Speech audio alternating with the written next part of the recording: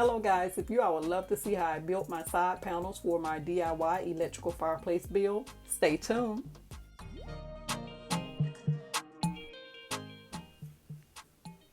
And lovies, as I shared with you all in part 1, this is my inspirational photo for my fireplace wall. But lovies, if you're new to my channel, go ahead and take this time to click on that subscribe button and the bell so that you can be notified of future uploads. Hello lovies, and welcome back to my DIY electrical custom built fireplace wall part 2. I know you all are questioning, why is that mattress right there? Well, I had to disassemble my bed so that I can be able to utilize all of this space right here to build my fireplace wall. So right now I'm getting ready to move the mattress over here. And lovies, my floors are holding up so well. I did my floors before I actually finished my closet, but there are a couple of things that I'm noticing, and this is what up under the bed that is coming up right there, and that is where the leg of the bed was. And I'm also noticing right here is coming up as well. But other than that, they're doing fine. So this video isn't about my floors, and it is not about my bed. It's about that fireplace wall for me. Okay, lovies, here's where I am. I am going to have to cut another piece of that baseboard out in order to complete my side paneling.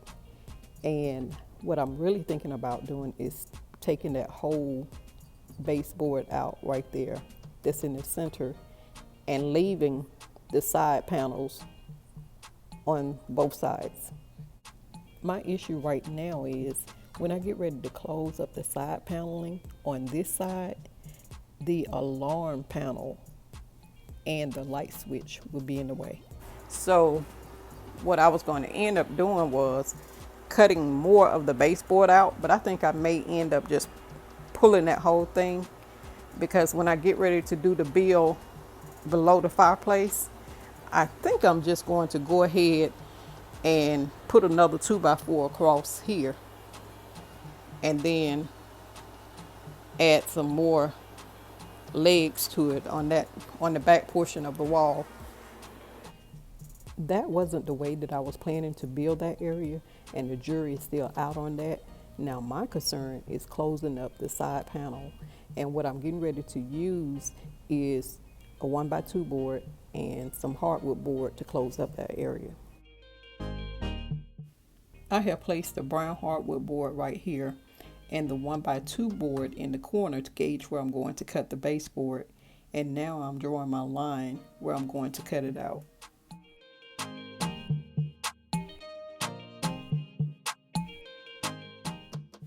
And I'm going to be using my oscillating tool to cut out that area.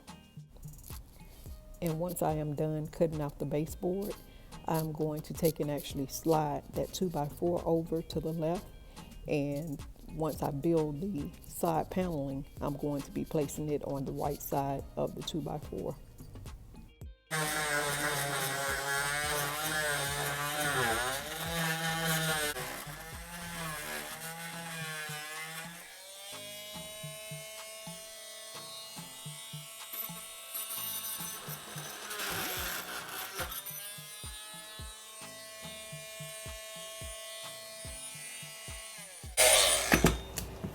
Okay, so I got that out. I'm just going to vacuum that area up. Okay guys, this is the way my side paneling is going to be. As you all can see on the left side here, the baseboard was cut just right, and on the right side the panel is going to fit perfectly. I'm going to build the side panels out of the 1x2 boards that is in the corner on the right and the brown hardwood board. And right now what I'm doing is just a dry fit to make sure that all the pieces will fit together before I actually attach them. And take a look at that cut down there, it was perfect. So I'm going to go ahead and take this down and build the frame for it. Okay guys, I'm showing you the different sides of the paneling. This side right here is rough and this is smooth. This is the side that I'm going to be actually using on my side panels. This is the hardwood board that I'm using, and you can pick this up at Home Depot. I am now getting ready to frame the 1x2 boards and the hardwood board together. I laid this out so that you all would get an idea of what it's going to look like. I'm going to be placing a piece across the top and the bottom, but right now I'm getting ready to flip this over and attach it. These are the screws that I'm using to frame out my side panels, and I got these from Home Depot.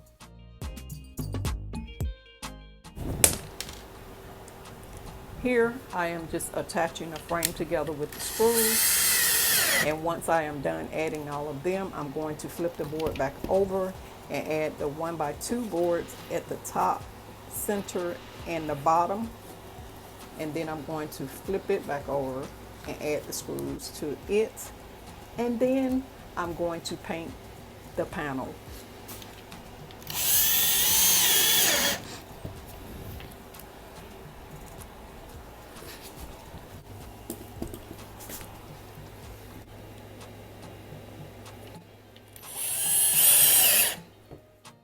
I have finished attaching the panel. I'm going to do a dry fit, and then I'm going to paint the panel.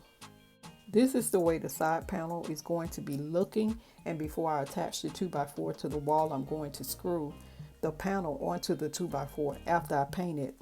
And I'm going to use screws instead of nails on the panel because I may need to access the area behind the fireplace in the future. And it is always so much easier to take a screw out than a nail. Okay guys, this is the way the side panel is going to be looking.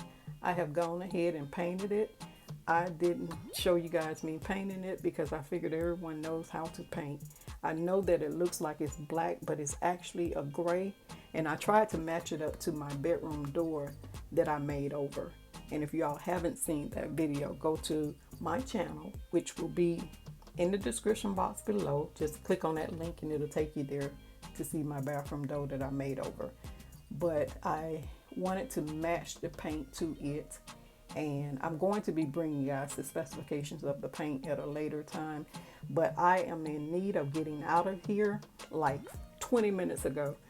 So as I told you guys before, I'm having to squeeze this in, and this is where I am right now. So stay tuned to part 3. But lovies, it's time to go. I love you guys, and I want you all to know that I'm always praying for you. And you know what my main prayer is that if you don't know Jesus as your personal Savior and your Lord, you will make him your personal Savior and your Lord today. And come on into the kingdom of God and begin to activate and demonstrate the kingdom of God that is within you. Luke chapter 17 verses 20 and 21.